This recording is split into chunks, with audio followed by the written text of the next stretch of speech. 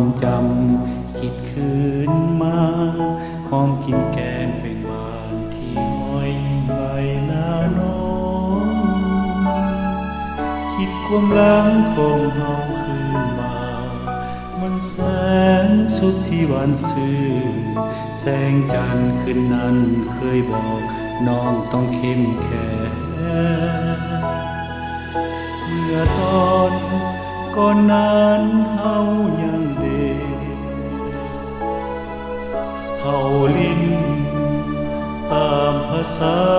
เยาว์วัยใบไม้หล่นลงถึงพื้นแผ่นดินจนมากมายคือเวลาที่เฮาได้เริ่มหักกันสืบต่อนานมา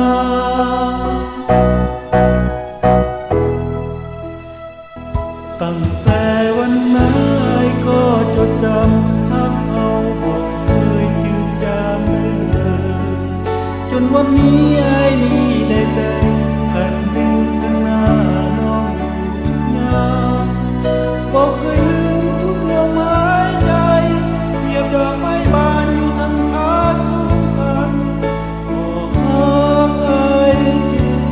ไฟฟ้า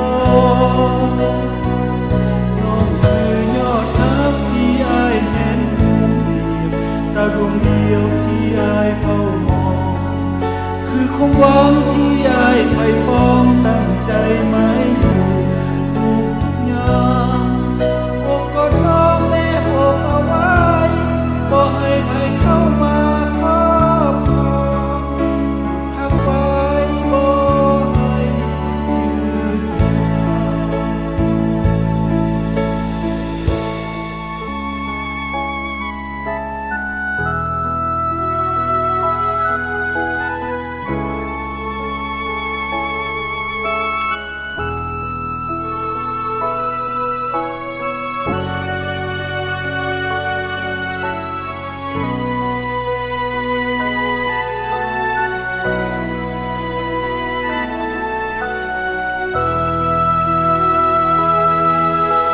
จ